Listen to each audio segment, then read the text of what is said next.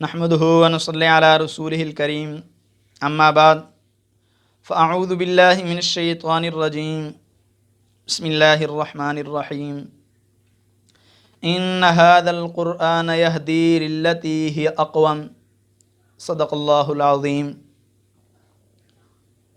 محترم مکرم معزز سامعین،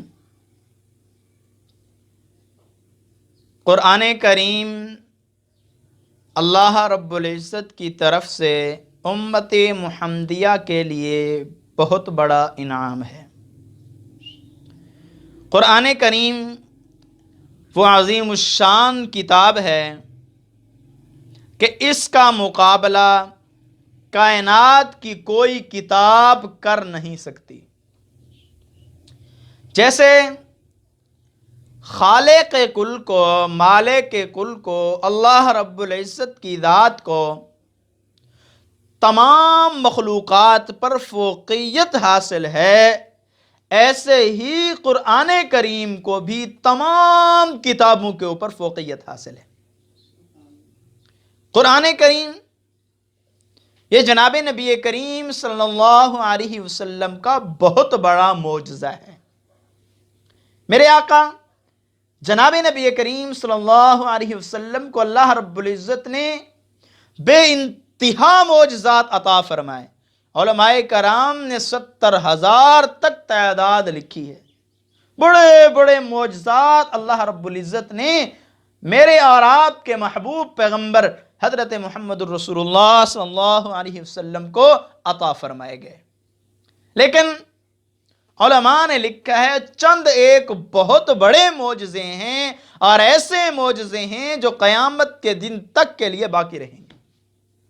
پہلے انبیاء ہیں، ان کو جو معجزات ملے وہ ان کے اس دنیا سے جانے کے بعد وہ معجزات بھی ختم ہو گئے، لیکن ہمارے اور آپ کے آقا مدنی جناب نبی کریم صلی اللہ علیہ وسلم کو جو معجزات عطا ہوئے وہ رہتی دنیا تک باقی رہیں گے۔ قیامت تو آ سکتی ہے لیکن میرے آقا کے معجزات کو کوئی ختم نہیں کر سکتا۔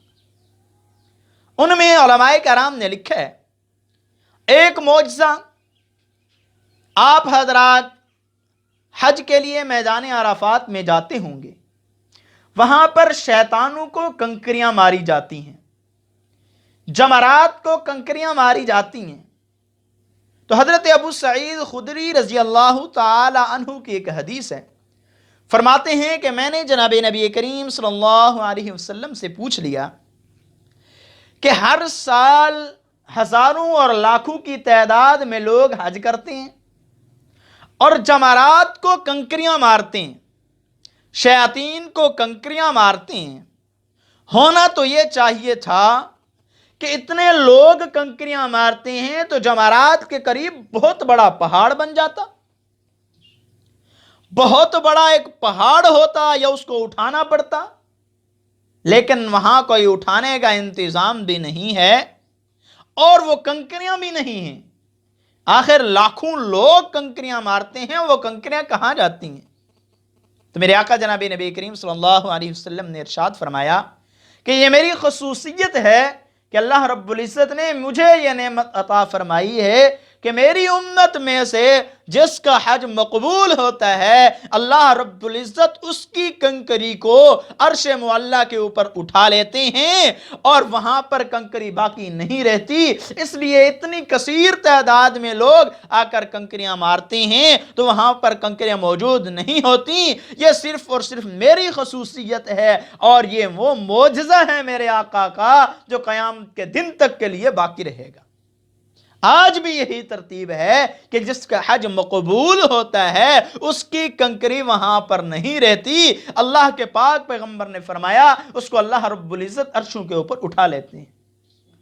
لیکن سنا ہے کہ آج کل کچھ نہ کچھ کنکریاں اٹھانے کا انتظام موجود ہے، اس لیے کہ ہمارے اندر کمیاں اور کوتاہیاں آ گئی ہیں۔ ہمارا حج اتنا مضبوط نہیں ہوتا کہ وہ مقبول ہو سکے، وہ قبول ہو سکے، اس لیے سنا ہے آج کل وہاں کنکریاں اٹھانے کا انتظام موجود ہے۔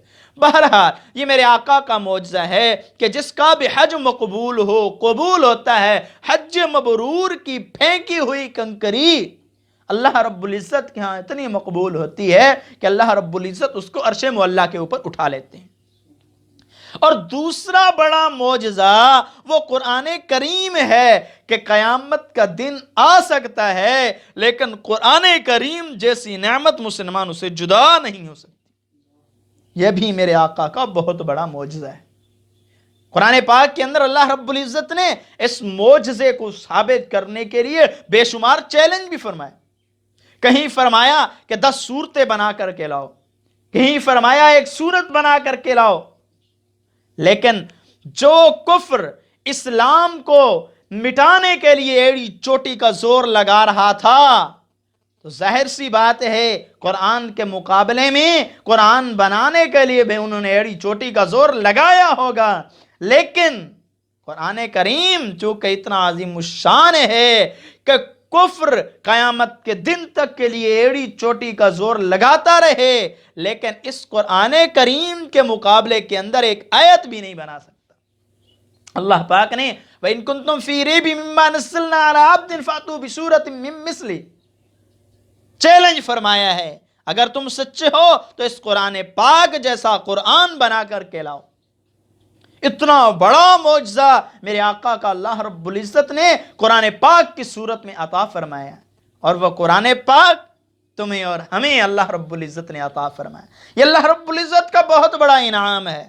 کتنی مبارک اور مقدس کتاب ہے کہ جس وقت اللہ رب العزت نے اس قرآن پاک کو عرش معلیٰ کے اوپر بیٹھ کر تلاوت فرمائی اس کی، تو اس وقت فرشتوں نے عرض کیا کہ یا الہ العالمین، کتنی مبارک ہوگی وہ امت، کتنی مبارک ہوں گے وہ لوگ جو اس قرآن پاک کی تلاوت کریں گے، کتنی مبارک ہوگی وہ امت جس پر یہ قرآن پاک جیسی کتاب نازل کی جائے گی۔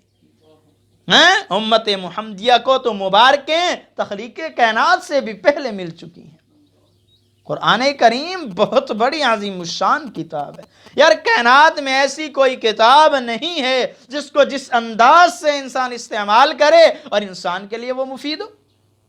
اب قرآن کریم واحد کتاب ہے، اس کو اٹھاؤ تب بھی ثواب ہے، اس کو دیکھو تب بھی ثواب ہے، اس کو پڑھو تب بھی ثواب ہے، لے کے مسجد میں رکھو تب بھی ثواب ہے، کسی کو ہدیہ کرو تب بھی ثواب ہے، سمجھ کے پڑھو تب بھی ثواب ہے، بغیر سمجھے پڑھو تب بھی ثواب ہے۔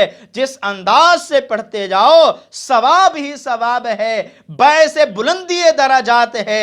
کائنات میں ایسی کوئی کتاب نہیں ہے جس کو اس قدر اللہ رب العزت نے نوازا ہو کہ جس انداز سے اسے استعمال کیا جائے اور ثواب ہی ثواب۔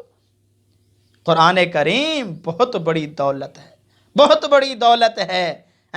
ایک حرف کے بدلے میں فرمایا 10 نیکیاں، اور فرمایا الف لام میم کوئی حرف نہیں ہے، الف علیحدہ حرف، لام علیحدہ حرف، میم علیحدہ حرف۔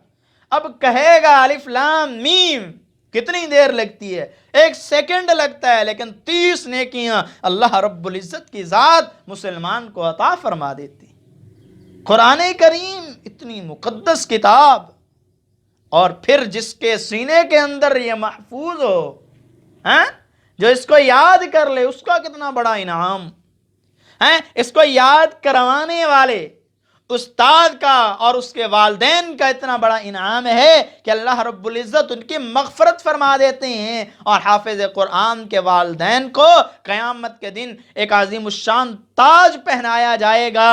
تو اندازہ لگائیں جو آدمی خود قرآن پاک کو حفظ کر لے گا اس کا مقام کتنا بلند ہوگا۔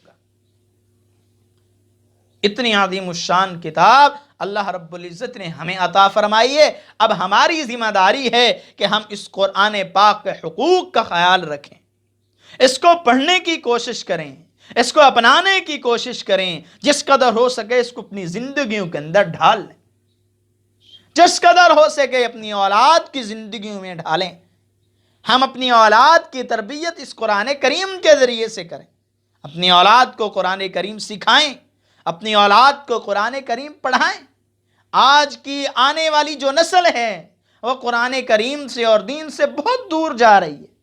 مسلمانوں، ہماری اور تمہاری یہ ذمہ داری ہے کہ ہم اس آنے والی نسل، یہ جو جنریشن ہے، ہم نے اس نسل کو کنٹرول کرنا ہے۔ اگر ہم نے آج اپنے بچوں کو دین نہ دیا تو وہ وقت دور نہیں ہے جب ہماری ہی نسل بے دین ہو جائے گی، خدا نخواستہ معاذ اللہ۔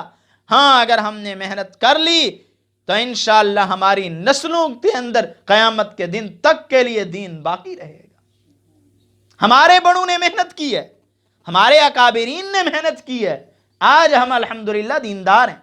اگر ہمارے بڑے محنت نہ کرتے، ہمیں دین کی تعلیم نہ دیتے، قرآن پاک کی تعلیم نہ دیتے تو آج ہم دیندار نہ ہوتے۔ آج ہم دیندار ہیں تو اسی قرآن پاک کی برکت سے اور اپنے آباء و اجداد کی محنت کی برکت سے۔ اس لیے ہمیں چاہیے کہ اپنی آنے والی نوجوان نسل، آنے والے بچے جو ابھی اس دنیا کے اندر آ رہے ہیں، اس کو دین کے ساتھ ریلیٹڈ کریں، دین کے ساتھ منسلک کریں۔ انشاءاللہ پھر وہ وقت دور نہیں ہے کہ کفر اپنی موت آپ مر جائے گا۔ مسلمانوں، ہمیں مستعد ہونا پڑے گا، ہمیں تیار ہونا پڑے گا، اس دین کے لیے محنت کرنی پڑے گی، قرآن پاک کو اپنا اوڑھنا بچھونا بنانا پڑے گا۔ اگر ہم نے قرآن پاک کو تھام لیا پھر دنیا کی کوئی طاقت ایسی نہیں ہے جو ہمیں شکست دے سکے۔ ہماری شکست کا واحد ذریعہ یہی ہے، واحد سبب یہی ہے، وجہ یہی ہے کہ ہم دین سے دور ہوتے جا رہے ہیں۔ جس وقت ہم نے دین کو مضبوطی سے تھام لیا پھر انشاءاللہ پوری دنیا کے اوپر ہم غالب ہو کر رہیں گے۔ اللہ رب العزت نے قرآن پاک کے اندر فرمایا ہے تم ہی غالب رہو گے اگر تم مؤمن رہے، اگر تم دین کے ساتھ منسلک رہے، اگر تم قرآن کے ساتھ منسلک رہے۔ آخر میں اتنا ہی کہوں گا کہ ان اندھیروں سے کہہ دو ٹھکانہ اپنا کر لیں، میں اپنے صحرا کے ذرے ذرے کو خود چمکنا سکھا رہا۔